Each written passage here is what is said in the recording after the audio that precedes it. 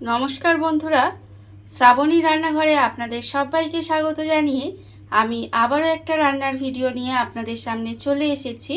আজকের আমি আপনাদের কাঁচকলা দিয়ে একটা অসাধারণ রেসিপি বানিয়ে দেখাবো। আশা করি আপনাদের ভালো লাগবে। তার জন্য কিন্তু আমার পুরো ভিডিওটা আপনাদের দেখতে হবে। আর দেখা শুরু করার আগে একটা লাইক দেবেন, সুন্দর একটা কমেন্ট করবেন আর শেয়ার করতে ভুলবেন না। তাহলে চলুন আজকের আমি এই কাঁচকলা দিয়ে কি বানাই সেটা আপনারা একবার দেখে নিন। কাঁচকলার এই রেসিপিটা বানানোর জন্য প্রথমে আমি এখানে দেখুন একটা মশলা রেডি করে নেব। তার জন্য নিয়ে নিয়েছি মিক্সি জারটা। নিয়ে এবারে আমি এর মধ্যে দিয়ে দেব প্রথমে একদম ছোট্ট সাইজের একটা পেঁয়াজ, এইভাবে ছোট ছোট করে কুচি করে রেখেছি, সেই পেঁয়াজটা দিয়ে দিলাম। আর দেব এখানে রসুন। এখানে কিন্তু 4 কোয়া রসুন আমি রেখে দিয়েছি, সেই 4 কোয়া রসুন আমি এর মধ্যে দিয়ে দিলাম। আর আমি এর মধ্যে দিয়ে দেব 2টো কাঁচা লঙ্কা। এখানে কিন্তু আমি 2টো কাঁচা লঙ্কা ব্যবহার করছি। আপনারা কতটা ঝাল খাবেন সেটা বুঝে কিন্তু কাঁচা লঙ্কাটা ব্যবহার করবেন। এবারে আমি প্রতিদিনের মতো আপনাদের একটা কথাই বলবো যে প্লিজ আমার ভিডিওটা আপনারা টেনে টেনে দেখবেন না, পুরো ভিডিওটা দেখুন, আশা করি আপনাদের ভালো লাগবে। দেখুন আমি কিন্তু এখানে পেঁয়াজ, রসুন আর কাঁচা লঙ্কাটা নিয়ে নিয়েছি। এইবারে এটাকে অল্প একটু জল দিয়ে পেস্ট করে নেব। খুব বেশি জল দেওয়ার দরকার নেই, অল্প সামান্য একটু জল দিয়ে এটাকে পেস্ট করে নিতে হবে। মশলাটা আমার এখানে রেডি করা হয়ে গেছে। মশলাটা আমি কিন্তু এখানে রেডি করে নিয়েছি। এবারে দেখুন আমি এখানে কাঁচকলাগুলো কিন্তু এইভাবে খোসাটা ছাড়িয়ে নিয়েছি। খোসাটা ছাড়িয়ে নিয়ে কিন্তু এইভাবে একটু লম্বা করে কেটে নিয়েছি। আপনারা দেখে বুঝতেই পাচ্ছেন যে আমি কিভাবে কলাটা কেটেছি। এইভাবে একটু লম্বাটে করে কেটে নিতে হবে। আর কাঁচকলাটা আমি কেটে কিন্তু একটু নুন জলে ভিজিয়ে রেখেছিলাম, তার কারণ না হলে কিন্তু কলাটা কালো হয়ে যেত। আপনারা চাইলে একটু হলুদ দিতে পারেন, সেই নুন হলুদ জলেও ভিজিয়ে রাখতে পারেন। আমি এখানে শুধু নুন জলে একটু ভিজিয়ে রেখেছিলাম, তারপরে তুলে নিয়েছি। দেখুন এইবারে কাঁচকলার মধ্যে আমি এখানে দিয়ে দেব যে এখানে মশলাটা রেডি করে রেখেছিলাম, সেই মশলাটা কিন্তু এখানে দিয়ে দিতে হবে। আপনারা দেখতেই পাচ্ছেন যে আমি কিন্তু এখানে খুব বেশি মশলা দিইনি, খুব অল্প সামান্যই একটু মশলা এখানে আমি পেস্ট করে নিয়েছি, সেই মশলাটা আমি এখানে দিয়ে দিলাম। আর আমি দেব এখানে দেখুন অল্প সামান্য একটু লেবুর রস। এখানে কিন্তু অল্প একটু লেবুর রস দিতে হবে, খুব বেশি দেওয়ার দরকার নেই, খুব অল্প সামান্য একটু লেবুর রস চিপে দিলাম। আর আমি দেব এর মধ্যে এখানে আমি রেখেছি আন্দাজ মতো নুন, আছে আমার এখানে 1/4 চামচ মতো হলুদের গুঁড়ো, আর খুব অল্প সামান্য একটু লঙ্কার গুঁড়ো। আর কতটা ঝাল খাবেন সেটা বুঝে কাঁচা লঙ্কা বা এই গুঁড়ো লঙ্কাটা ব্যবহার করবেন। আর এখানে আছে 1/4 চামচ মতো জিরের গুঁড়ো, আর খুব সামান্য একটুখানি গরম মশলার গুঁড়ো। এই সমস্ত মশলাগুলোও কিন্তু আমি এখানে দিয়ে দিলাম। দিয়ে এবার কলার মধ্যে খুব ভালোভাবে মশলাগুলো মাখিয়ে নিতে হবে, যাতে সমস্ত কলাগুলোর মধ্যে সব মশলাগুলো খুব ভালোভাবে মিশে যায়, সেটা কিন্তু দেখতে হবে। সেই জন্য একটু সময় নিয়ে কিন্তু মশলাটা এইভাবে একটু মাখিয়ে নেবেন। আর আপনারা কিন্তু একেবারে স্কিপ করে দেখবেন না, তাহলে বুঝতে পারবেন না যে আমি আজকের এই কাঁচকলাটা দিয়ে কি বানাচ্ছি। আর এটা কিন্তু বানাতে খুব বেশি যে উপকরণ লাগে তা নয়, খেতে কিন্তু অসম্ভব সুন্দর লাগে। আপনাদের যদি একঘেয়ে কাঁচকলার তরকারি, কাঁচকলার ডালনা, কাঁচকলার একই রকম কাঁচকলার রেসিপি যদি খেতে ভালো না লাগে, তাহলে কিন্তু এইভাবে একবার কাঁচকলার রেসিপিটা বানিয়ে দেখতে পারেন, খেতে কিন্তু অসম্ভব সুন্দর হয়। দেখুন আমি কিন্তু একটু এইভাবে সব কিছু ভালো করে মাখিয়ে নেব, যাতে মশলাটা সমস্ত কলাগুলোর গায়ে খুব ভালোভাবে মাখানো হয়ে যায়। কলার মধ্যে সমস্ত মশলাগুলো কিন্তু খুব ভালোভাবে মাখিয়ে রেখে দিয়েছি। এটা কিন্তু এইভাবে একটু সময় মাখিয়ে রাখতে হবে। আর অন্যদিকে দেখুন গ্যাসটা অন করে একটা কড়া বসিয়ে দিয়েছি। এইবারে আমি কড়ার মধ্যে দিয়ে দেব, এখানে আমি বেশ কিছুটা মুসুর ডাল রেখেছি, সেই মুসুর ডালটা কিন্তু আমি এখানে কড়ার মধ্যে দিয়ে দিলাম। আর এই ডালটা যেহেতু আমি ধোবো না, সেই জন্য কিন্তু ডালটাকে পরিষ্কার সুতির কাপড় দিয়ে খুব ভালোভাবে মুছে নিয়েছি। এটা কিন্তু অবশ্যই করবেন, কারণ বাইরে থেকে যেহেতু আমরা ডাল কিনে আনি, ডালের মধ্যে অনেক রকম ধুলো ময়লা থাকবে। সেই জন্য কিন্তু ডালটা যেহেতু আমি এখানে ধুতে পারবো না, তাই ডালটা কিন্তু এইভাবে একটু সুতির কাপড় দিয়ে খুব ভালো করে মুছে নিতে হবে, যাতে ডালের মধ্যে কোনো রকম নোংরা না থাকে। এইবারে দেখুন গ্যাসটাকে লোতে দিয়ে কিন্তু ডালটাকে এইভাবে একটু ভেজে নিতে হবে। একেবারে গ্যাসটা লোতে দিয়ে দেবেন, দিয়ে এইভাবে ডালটাকে কিন্তু একটু সময় ভেজে নেব, যাতে ডালটা একটু মুচমুচে হয়ে যায়। ততক্ষণ পর্যন্ত কিন্তু একটু সময় ডালটাকে ভেজে নিতে হবে।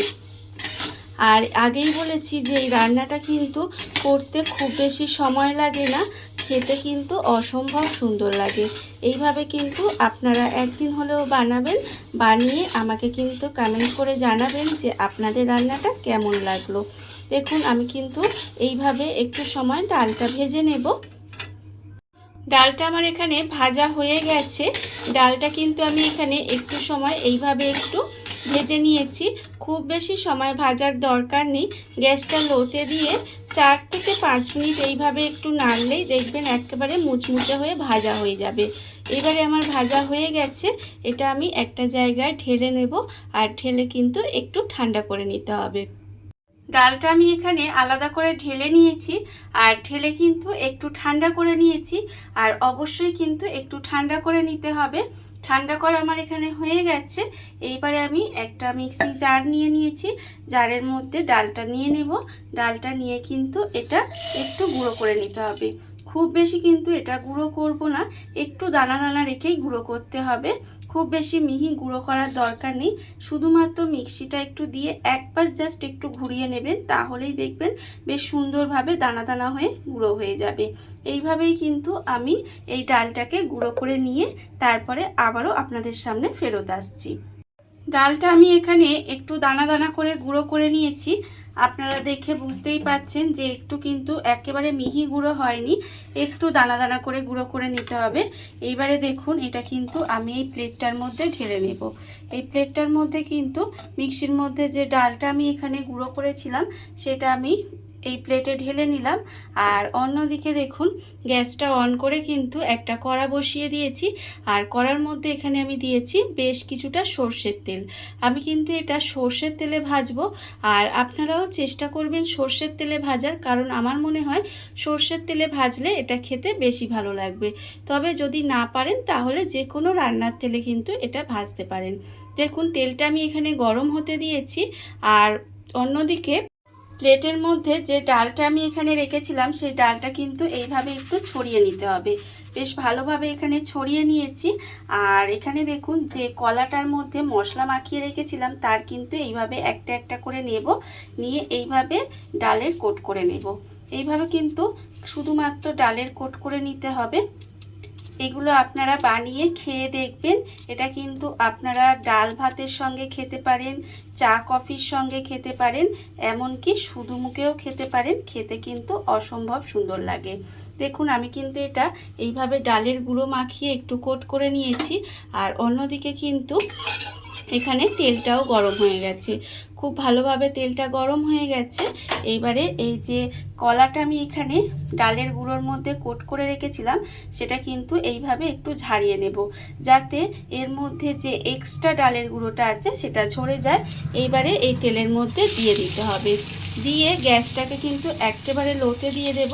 লোতে দিয়ে এইভাবে একটু ভেজে নিতে হবে। আমি দেখুন এখানে একটা দিয়েছি, আরও একটা আপনাদের দেখাচ্ছি। এইভাবে যে মশলা মাখানো যে কলাগুলো রেখেছিলাম তার মধ্যে শুধুমাত্র আর কিছুই না, যে ডালটা আমি এখানে মানে ভাঙা ভাঙা করে একটু গুঁড়ো করে রেখেছি সেই ডালের কোট করে নেব, নিয়ে এক্সট্রা ডালটা ঝরিয়ে দেব, দিয়ে এইভাবে তেলের মধ্যে দিয়ে দিতে হবে। দিয়ে এইভাবে কিন্তু এগুলোকে একটু ভেজে নেব। আর উল্টে পাল্টে কিন্তু এগুলোকে একটু লাল লাল করে ভেজে নিতে হবে। এই সময় কিন্তু গ্যাসটা একেবারে লোতে দিয়ে রাখবেন। দিয়ে রেখে এক পিঠটা যখন দেখবেন এইভাবে একটু লাল হয়ে ভাজা হয়ে আসছে তখনই কিন্তু উল্টো পিঠটা ঘুরিয়ে দিতে হবে। তার আগে কিন্তু নাড়াচাড়া করার দরকার নেই। এইভাবে কিন্তু এইগুলো একটু উল্টে পাল্টে সময় নিয়ে ভেজে নেব। একদম লাল লাল করে মুচমুচে করে ভেজে নিতে হবে। কলাগুলো কিন্তু আমি এখানে গ্যাসটা লোতে দিয়ে এইভাবে একটু উল্টে পাল্টে লাল করে ভেজে নিয়েছি। এর ফলে কলাটাও কিন্তু ভেতরে যে সেটাও কিন্তু সুন্দরভাবে ভাজা হয়ে যাবে আর ওপর থেকে একদম মুচমুচে হবে আর খেতেও কিন্তু ভীষণ সুন্দর হবে। আর যদি আপনারা গ্যাসটা জোরে দিয়ে রাখেন তাহলে কিন্তু কলাটা যে ভিতরে আছে সেটা ভাজা হবে না, তখন কিন্তু খেতে ভালো লাগবে না। সেই জন্য কিন্তু এইভাবে গ্যাসটা লোতে দিয়েই কিন্তু এগুলো এইভাবে ভেজে নিতে হবে। দেখুন আমার কিন্তু এখানে ভাজা হয়ে গেছে। এবারে তেলটাকে আমি ঝাড়িয়ে নেব। ঝাড়িয়ে নিয়ে এটা কিন্তু এইভাবে তুলে রেখে দিতে হবে। দেখুন কতটা সুন্দর দেখতে হয়েছে। দেখতে যতটা সুন্দর হয়েছে খেতে কিন্তু তার থেকেও অনেক সুন্দর হয়। আমি বারবার করে আপনাদের বলছি যে এইভাবে কিন্তু একবার হলেও আপনারা কলার রেসিপিটা বাড়িতে বানিয়ে দেখতে পারেন। এটা আপনারা কলার রেসিপিও বলতে পারেন বা স্ন্যাক্স বলতে পারেন। আমি জানি না এটার কি নাম দেব, তাই আমি এখানে কলার রেসিপিই বলেছি।